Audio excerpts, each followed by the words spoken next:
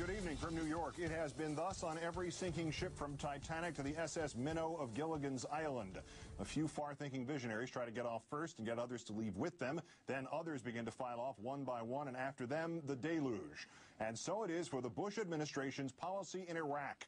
Our fifth story on the countdown, conservative Republican Senator Pete Domenici yesterday, conservative Republican Congressman John Doolittle today.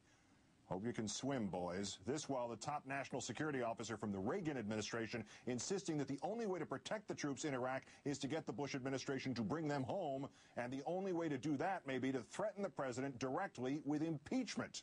The commander-in-chief having now supported the troops to a death toll of 3,592 with no end in sight.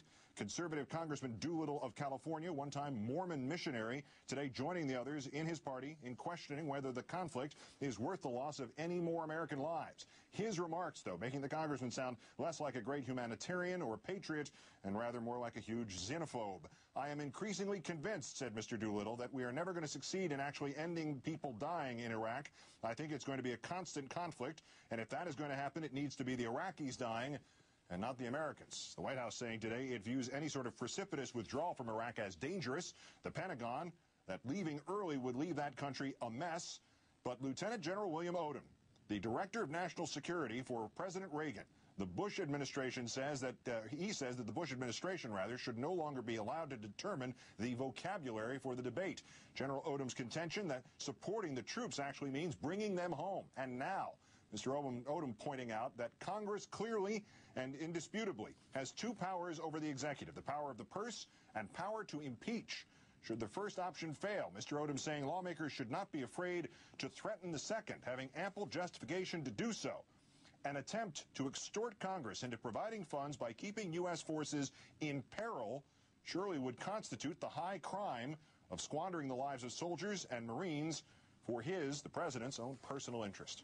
An honor for us once again to be joined by our analyst, retired four-star Army General Wesley Clark, also, of course, the former Supreme Allied Commander of NATO and a former Democratic presidential candidate. General Clark, thanks for being with us again tonight. Good to be with you, Keith. That plan that has been put forth by General Odom, would the main obstacle to that plan seem to be lawmakers in Congress having the guts to execute it?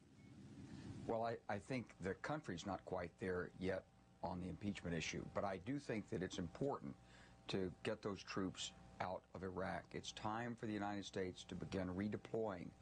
We've given it 4 long years. The politics has never come together. This administration won't do the diplomacy in the region, and it's left our men and women in uniform out there exposed. Bill Odom's a strategist. He's thinking it strategically, and he says you're in a situation where you're only losing more with each passing day. The General's comments regarding the rhetoric of this, control the rhetoric, you control the debate. How is it, in your estimation, that the administration continues to have a stranglehold on this phrase, supporting the troops, when 3,592 of them have died and scores of thousands more have been wounded physically or psychologically? Keith, it's hard for me to explain it. I mean, we've had Democrats for the last 3 years talking about how this administration hasn't supported the troops, hasn't provided them the body armor, hasn't given them a winning strategy, hasn't taken care of the veterans when they've come home.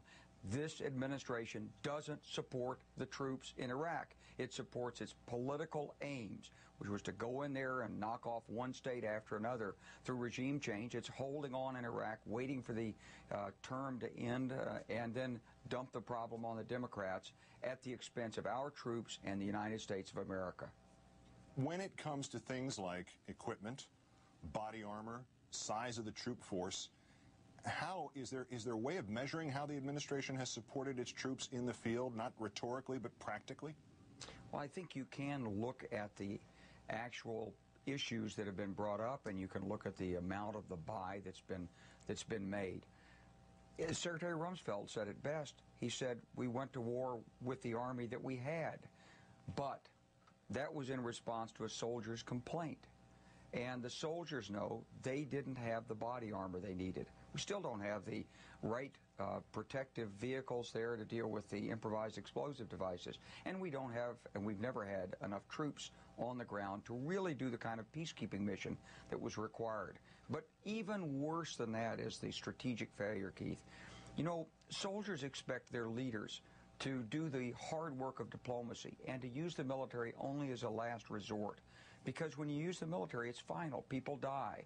The fate of nations hangs on it. It's much better for the diplomats to work it all out first if they can. Well, this administration didn't give the diplomacy a real chance to work before the war, and now in dealing with Iran and Syria, it's simply refusing to do the diplomacy that's required. Our men and women, most of all, need the support of good leadership, courageous leadership in the White House, and they don't have it.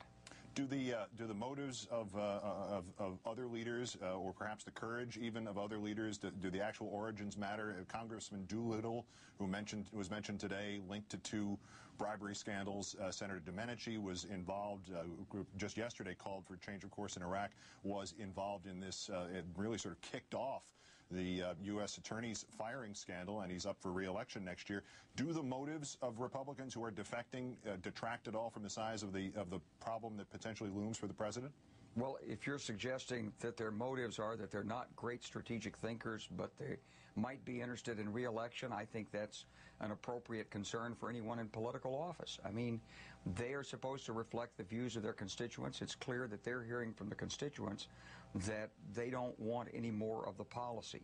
So regardless of what their strategic acumen is, I think it's a good thing for the country that the Republican Party is starting to come apart here at the edges and maybe deeper as the president pursues this policy in Iraq, because it's only the politics of it that can change the strategy of it.